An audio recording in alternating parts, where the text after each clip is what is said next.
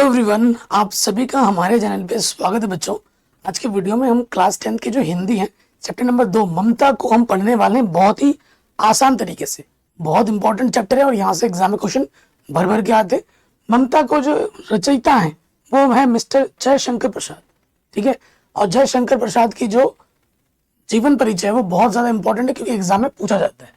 तो प्रश्न इसके आएंगे एग्जाम में और सभी चीजों को हम सीखेंगे। उससे पहले कुछ जो डिफिकल्ट वर्ड्स हैं, जो मुश्किल शब्द हैं, उनका अर्थ हम जान लेते, फिर हमारे चैप्टर आसान हो जाएगा।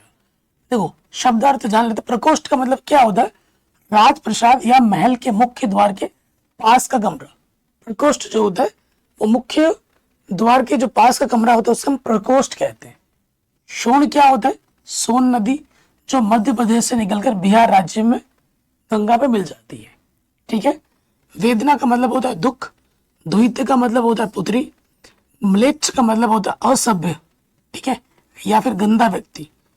उच्च कोष का मतलब होता है घूस या फिर रिश्वत, ठीक है। तोरण का मतलब होता है किले का मुख्य फाटक। धर्म चक्र का मतलब होता है महात्मा बुद्ध का धर्म शिक्षा रूपी चक्र, ठीक। विहार का मतलब होता है बौद्ध भिक्षुओं का आश्रम। गुल्म का मतलब होता है झाड़ी। प्राचीर का मतलब होता है परकोट या फिर चार दीवारी, ठीक है। फिर यहाँ पर लिखा हुआ है अन्यान श्रेयन्त्यो माँ ये जना प्रियो साथे। इसका का मतलब है गीता में श्री कृष्ण का कथन, जो भक्त अनन्य भावना से मेरे चिंतन करते हैं। इसका मतलब यह हुआ। चौसा युद्ध। चौसा युद्ध क्या, किसका मतलब क्या है? शेर शाह और हुमायूं के बीच 1536 में बिहार के चौसा नामक स्थान पर हुई लड़ाई है, ठीक है, जिसे हम चौसा युद्ध कहते हैं। ब्रह्मांड का मतलब क्या होता है? संपूर्ण सृष्टि, उसे हम ब्रह्मांड कहते हैं। वंशधर का मतलब क्या होता है? जो किसी वंश में उत्पन्न हुआ हो उसे हम वंशधर कहते हैं। मृगदाव क्या होता है? हिरणों के रहने का स्थान, हिरणों के रहने का स्थान। वाराणसी के निकट इसी स्थान पर बुद्ध देव ने अपने धर्मचक्र का प्रवर्तन किया था। उपक्रम का मतलब होता है कार्यक्रम या फिर तैयारी, उपक्रम का मतलब। और जीर्ण कंकाल का मतलब होता है वृद्ध शरीर, बूढ़ा शरीर, ठीक है। तो ये जो मुश्किल शब्द अर्थ थे आपने जान लिए, पहचान लिए, ठीक। अब हम थोड़ा सा जो जयशंकर प्रसाद है उनके जीवन परिचय पर संक्षिप्त रूप देख लेते हैं। तो इनका जो जन्म हुआ था सन 1889 में हुआ था, ठीक है। और इनका जो जन्म स्थान है वो काशी है। इनका जन्म स्थान काशी है। पिता का नाम देवी प्रसाद है और इनकी मृत्यु 1937 में हो गई थी। तो बहुत कम आयु में इनका निधन हो गया था। और ये छायावादी युग के लेखक हैं। ये छायावादी युग के क्या है? वो लेखक है। ये छोटा सा इनका जीवन परिचय है। मैं आपको जीवन परिचय बताऊंगा सभी लेखकों का जो एग्जाम में बार बार आते हैं, सब डिटेल में, ठीक है। बड़े नंबर में ही आता है जीवन परिचय हर साल। तो स्टार्ट करते हैं अब हम अपना चैप्टर नंबर 2 यूपी बोर्ड, ठीक है ना, हिंदी ममता। देखो, रोहतास। रोहतास का मतलब मैंने क्या बोला था? किला। कि प्रकोष्ठ कमरा में बनी हुई, प्रकोष्ठ मतलब जो मुख्य द्वार के पास में जो कमरा होता है। युवती ममता।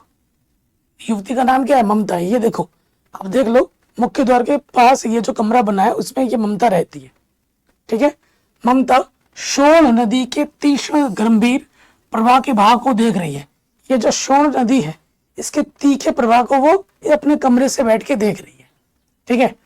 ममता विधवा थी। ममता जो थी ना, विधवा थी, उसके पति की मृत्यु हो गई थी। उसका यौवन जवानी में शोषण के समान ही उमड़ फूट रहा था और मन में वेदना, ठीक है। उसकी वो विधवा हो गई थी लेकिन वो बहुत ज्यादा जवान थी, लेकिन उसके अंदर बहुत ज्यादा पीड़ा थी, वेदना थी, ठीक है, दुख था। मस्तिष्क में आंधी, आंखों में पानी की बरसात लिए वह सुख के कंटक शयन, कांटों पर सोना में बेचैन थी, ठीक है। वह रोहतास दुर्गपति किले के स्वामी, ठीक है, के मंत्री चूड़ामणि की अकेली बेटी थी। दुहिता मतलब बेटी, ठीक है। चूड़ामणि की बेटी थी ममता। फिर उसके लिए कुछ अभाव, कमी होना असंभव था, ठीक है। उसके लिए कमी होना क्या था? असंभव था, परंतु वो विधवा थी, ठीक है। हिंदू विधवा संसार में सबसे बेसहारा, निराश्रय का मतलब क्या होता है? बेसहारा प्राणी है। तब उसकी विडंबना मतलब दुर्भाग्य का अंत था, क्योंकि पुराने जमाने में अगर कोई विधवा हो गई पहले तो सती प्रथा भी होती थी, अगर पति की मृत्यु हो गई तो उसी के साथ साथ उसी चिता में पत्नी को भी जला दिया जाता था।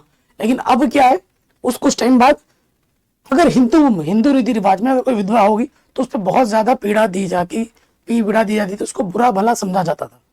ठीक है, चूड़ामणि ने चुपचाप उसके प्रकोष्ठ में प्रवेश किया। प्रकोष्ठ मतलब आप जानते ही हैं, जो कमरा था एकदम द्वार के बगल में प्रकोष्ठ किया।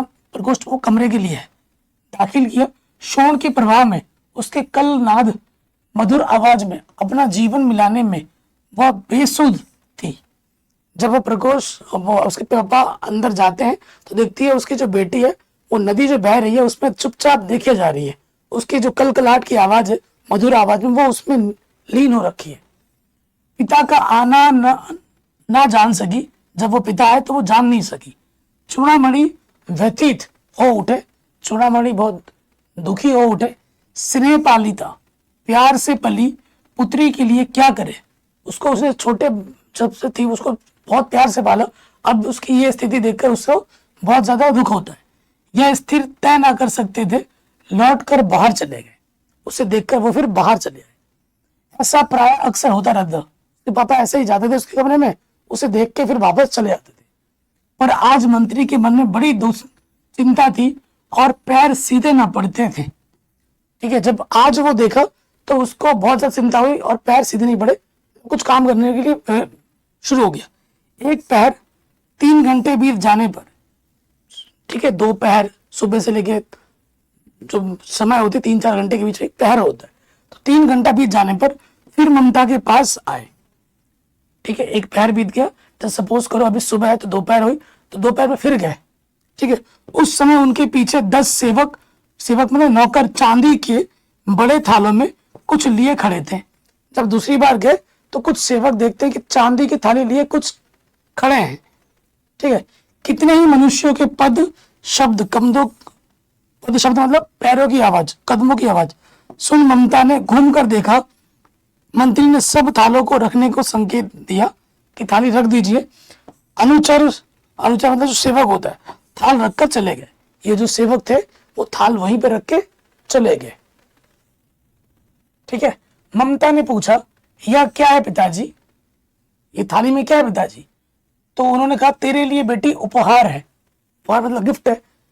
कहकर चूड़ामणि ने उसका आवरण मतलब वो जो ढक्कन है उलट दिया। उसमें सोना का पीलापन उस सुनहरी संसाम में चमक होने लगा। जैसे उसने ढक्कन हटाया तो इसमें सोना रखा हुआ था, सोने के सिक्के रखे हुए थे, तो उसकी एक चमक होती है, वो चमकने लगी थी। ठीक है, ममता चौंक उठी। ममता को देखकर एकदम अचंभित हो उठी। इतना स्वर्ण यह कहां से आया? चुप रहो ममता, यह तुम्हारे लिए है। तो ममता कहती है इतना सोना कहां से आया? तो पिताजी कहते चुप रहो, ये तुम्हारे लिए है। तो क्या आपने मलेच्छ विदेशी का उत्कोच रिश्वत स्वीकार कर लिया है? क्या ममता अपने पापा से बोलती है कि आपने विदेशियों का रिश्वत स्वीकार कर लिया है? पिताजी यह अनर्थ है। ठीक है, अर्थ मतलब क्या होता है? लाभ नहीं है, लौटा दीजिए। ठीक है, उसकी बेटी बोलती है ये अब बेकार चीज है, अनर्थ हो जाएगा, आप इसको लौटा दीजिए। पिताजी हम लोग ब्राह्मण है, इतना सोना लेकर क्या करेंगे? ठीक है, इस पतनोन्मुख गिरते हुए प्राचीन सामंत वंश का अंत समीप है। बेटी किसी भी दिन शेरशाह रोहिताश्च पर अधिकार कर सकता है। तो शेरशाह और रोहिताश जहां रहती है उस पर कभी वो अधिकार जमा सकता है। उस दिन मंत्री पद ना रहेगा, तब के लिए बेटी। ठीक है, उस टाइम पर उसके बाद मंत्री पद नहीं रहेगा तो उसके लिए उसके वो बोलती है कि रख लो। हे भगवान, तब के लिए विपद मुसीबत के लिए इतना आयोजन। पिता सोच रहा था जब वो शेरशाह आ जाएगा, उस पर आक्रमण करेगा, उसको ले लेगा, तो फिर उसके पास संपत्ति तो रहेगी नहीं। तो उसके पहले ही वो अपना सोना चांदी अपने बेटे को दे रही है कि अगर मुसीबत आएगी तो हम इससे लड़ेंगे। ठीक है, आयोजन मतलब इंतजाम। परम पिता की इच्छा के विरुद्ध इतना साहस। पिताजी क्या भीख ना मिलेगी? क्या कोई हिंदू भूपृष्ठ धरती पर नहीं बचा रह जाएगा जो ब्राह्मण को 2 मुट्ठी अन्न दे सके? यह असंभव है। फेर दीजिए पिताजी, मैं कांप रही हूँ। इसकी चमक आंखों को अंधा बना रही है। तो पिताजी ने जो सोना चांदी दिया तो लड़की बोलती है कि हम ब्राह्मण हैं, अगर हम बाहर जाएंगे तो हमें क्या 2 रोटी नहीं मिलेगी? ना, क्योंकि ब्राह्मणों की बहुत ज्यादा इज्जत होती है। ठीक है, क्या हिंदुत्व पूरा ही खत्म हो जाएगा हमारे यहाँ से? तो बोलती है ये जो सोना चांदी रखा हुआ है ये मेरे आंखों में चुभ रही है, पिताजी इसको लौटा दीजिए। ठीक है, मूर्ख है कहकर चूड़ामणि चले गए। तो पिताजी बोलते कि तुम मूर्ख हो, ये कहकर पिताजी उसके चले गए। दूसरे दिन जब डोलियों का तांता, तांता मतलब लाइन, भीतर आ रहा था, ब्राह्मण मंत्री चूड़ामणि का हृदय धक धक करने लगा। वह अपने को रोक ना सका। उसने जाकर रोहतास दुर्ग के तोरण पर डोलियों का खुलवाना चाहा। पठानों ने कहा यह महिलाओं का अपमान करना है। ठीक है, जब डोलियां खुलवानी चाहिए तो पठान ने क्या, ये महिलाओं का अपमान होगा, ऐसा मत कीजिए। आगे बढ़ते हैं। अब हम, आपने देखा होगा मैंने माइक चेंज कर लिया है। ठीक है, आप बताना स्टार्टिंग में आवाज अच्छी आ रही थी, अब आवाज अच्छी आ रही है? ठीक। काशी के उत्तर में धर्मचक्र विहार, धर्मचक्र विहार मतलब बौद्ध मठ। ठीक है, मौर्य और गुप्त सम्राटों की कीर्ति, कीर्ति मतलब यश, पराकाष्ठा, गुणगान जो होता है। खंडर द, भग्न मतलब टूटी, चूड़ा मतलब छत, तृण गुल्बों का मतलब होता है झाड़ियों से ढके हुए, प्राचीर मतलब दीवारें, ईंटों के ढेर में बिखरी हुई। भारतीय शिल्प, शिल्प मतलब कलाकारी, कला की विभूति, विभूति मतलब संपदा।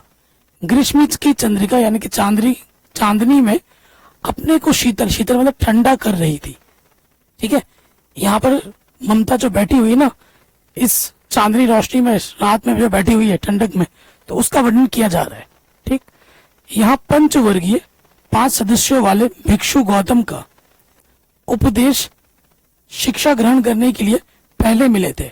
उसी स्तूप मंदिर के भग्नावेश मतलब खंडहर की मलिन मतलब मैली छाया में एक झोपड़ी के दीपालोक में, एक झोपड़ी के दीपालोक में, ये जो दीप जला के रखा है उन्होंने, दीपक की रोशनी में एक स्त्री पाठ कर रही थी।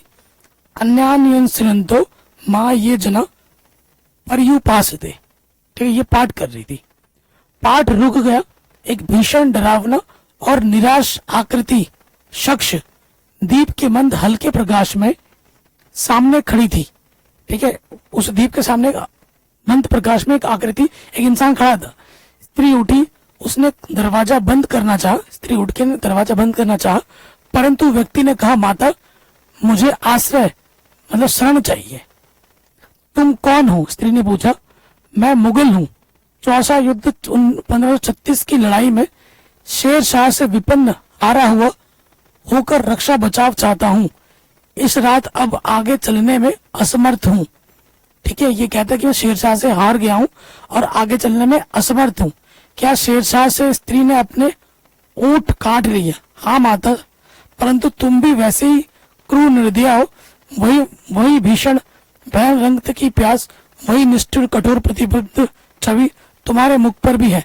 सैनिक, मेरी कुटी झोपड़ी में स्थान नहीं, जाओ कहीं दूसरा आश्रय खोज लो। कौन बोलती है? ममता। गला सूख रहा है, साथी छूट गए हैं, अश्व मतलब घोड़ा गिर पड़ा है, इतना थका हुआ हूं। इतना कहते कहते वो व्यक्ति धम से बैठ गया। ठीक है, वो जो व्यक्ति है आप देख सकते चित्र, वो यहीं पर बैठ गया। उसके सामने ब्रह्मांड घूमने लगा। स्त्री ने सोचा यह विपत्ति, विपत्ति मतलब मुसीबत कहां से आ गई। उसने जल दिया, मुगल के प्राणों की रक्षा हुई। ठीक है, उसने पानी दिया, इसके प्राण की रक्षा हुई। और वो सोचने लगी यह सब विधर्मी अन्य धर्म वाले, क्योंकि ये हिंदू थी वो मुसलमान था, दया के पात्र नहीं। मेरे पिता का वध, हत्या करने वाले आतताई अत्याचारी, घृणा से उनका मन उदास हो गया, क्योंकि उसके पिता की हत्या उन्होंने ही की थी। ये सब सोच रही थी ममता। स्वस्थ होकर मुगल ने कहा माता तो फिर मैं चला जाऊं। ठीक है, जब जैसे पानी बने पे फिट हो गया, थोड़ा तंदुरुस्त आया, तो बोलते माता मैं चला जाऊं। स्त्री विचार कर रही थी। ममता सोचने बढ़ गई, मैं ब्राह्मणी हूँ, मुझे तो अपने धर्म अतिथि देव मतलब जो भी अतिथि आते हैं वो मेहमान जो होते हैं भगवान के समान होते हैं, कि उपासना सेवा का पालन करना चाहिए, परंतु यहाँ नहीं, सब विधर्मी है, दया के पात्र नहीं। क्योंकि यहाँ पर एक मुगल आया था और जो लड़ाई काट कर रहा था उनके ही लोगों के साथ, तो मुझे यहाँ पर ये चीज नहीं करनी है, परंतु यह दया तो नहीं, कर्तव्य फर्ज करना है। तब सोच में पड़ गई वो। ठीक, मुगल अपनी तलवार टेट कर मतलब सहारा लेकर तलवार को ऐसा सहारा लेकर खड़ा हुआ। ममता ने कहा, क्या आश्चर्य है कि तुम भी धोखा करो। ठीक है, कि ममता हुई कि क्या मैं इसको आश्चर्य रखने के लिए बोलूं और वो भी आगे जाके धोखा करे। चल नहीं, तब नहीं स्त्री जाता हूं, तैमूर का वंशधर वंश स्त्री से छल करेगा, जाता हूं, भाग्य किस्मत का खेल है। तो वो बोलने लगा कि मैं जाता हूं, मैं तैमूर का वंशज हूं, मैं छल नहीं करता। ठीक है, ममता ने मन में कहा, यहाँ कौन किला है, यही झोपड़ी ना, जो चाहे ले ले, मुझे अपना कर्तव्य करना पड़ेगा। वह बाहर चली गई और मुगल से बोली, जाओ भीतर, थके हुए भयभीत पथिक, पथिक मतलब यात्री, तुम चाहे कोई हो, मैं तुम्हें आश्रय देती हूँ। मैं ब्राह्मण कुमारी हूँ, सब अपना धर्म छोड़ दे तो भी मैं क्यों छोड़ दूं। तो वो मनी मन तो डरी हुई थी, बहुत संभली हुई थी। उसका दिल बोल रहा था कि दिमाग बोल रहा था कि मत कर, इसको दया मत दे, इसको शरण मत दे। परंतु वो लड़ करके जो आया भी शरण माने तो एक झोपड़ी में ही तो आया है। तो बोलती है, चलो भाई आप आ जाओ, रुक जाओ, क्योंकि मैं ब्राह्मण हूँ और मेरा कर्तव्य है, मैं तो अपना कर्तव्य करूंगी। ठीक है, मुगल ने चंद्रमा के मंद प्रकाश में वह महिमामय पवित्र मुखमंडल चेहरा देखा, मतलब ममता का चेहरा देखा। उसने मन ही मन नमस्कार किया। ममता पास की टूटी हुई दीवार में चली गई भीतर। थके पथिक ने झोपड़ी में विश्राम किया। ये जो पथिक बाहर से आया था, उसने फिर उस झोपड़ी में क्या किया, विश्राम किया, आराम किया। प्रभात मतलब सुबह में खंडहर की संधि मतलब दरार से ममता ने देखा सैकड़ों घुड़सवार उस इलाके में घूम रहे थे। तो जब उसने दरारों से देखा तो सैकड़ों घुड़सवार लोग बाहर घूम रहे थे। वह अपनी मूर्खता पर अपने को कोसने लगी। ममता फिर अपने पे कोसने लगी कि क्यों मैंने इसको शरण दिया, क्योंकि अब उसके चक्कर में वो भी फंसेगी, है ना। अब उस झोपड़ी से निकलकर उस पथिक ने कहा, मिर्जा मैं यहाँ हूँ। ठीक है, ठीक है। फिर वो उस झोपड़ी से वो निकला और वो सैनिक ने बोला कि मिर्जा, किसी को बोला कि भाई मैं यहाँ हूँ। शब्द सुनते ही प्रसन्नता के चित्कार चिल्लाहट ध्वनि से वह प्रातः गूंज उठा। ममता अधिक भयभीत हुई। पथिक ने कहा, वह स्त्री कहाँ है, उसे खोज निकालो। ठीक है, वो जो सैनिक आया था ना शरण लेने, तो उसने अपने साथी को देख लिया, बुला लिया। अब वो फिर बोलने लगे कि भैया जो रुका था वो बोला वो स्त्री कहाँ है, ढूंढो उसे। ठीक है, ममता छिपने के लिए अधिक सावधान हुई। वह मृग दाव यानी हिरणों का बसेरा में चली गई। दिन भर उसने उसमें से ना निकली। शाम में जब उन लोगों के जाने का तैयारी हुई तो ममता ने सुना पथिक घोड़े पर सवार होते हुए कह रहा है। ठीक है, जो पथिक आया था उस घोड़े पर सवार होकर क्या कह रहा है, मिर्जा उस स्त्री को मैं कुछ दे ना सका, उसका घर बनवा देना, क्योंकि मैंने विपत्ति में यहाँ विश्राम पाया था। यह स्थान भूलना मत। इसके बाद चले गए, क्योंकि वो तो छुप गई थी।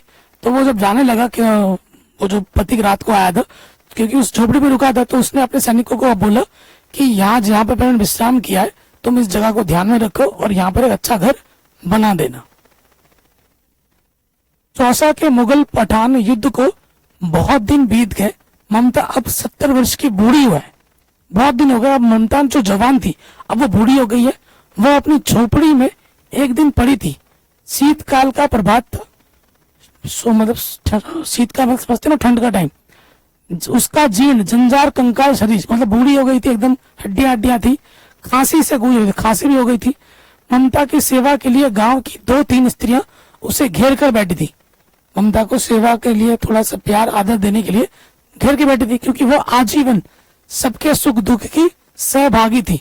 जब आप किसी का साथ हमेशा देते हो ना, विपत्ति में सुख दुख में, तो आप जैसे भी परिस्थिति में हो, आपके साथ में हमेशा कोई ना कोई साथ खड़ा रहता है।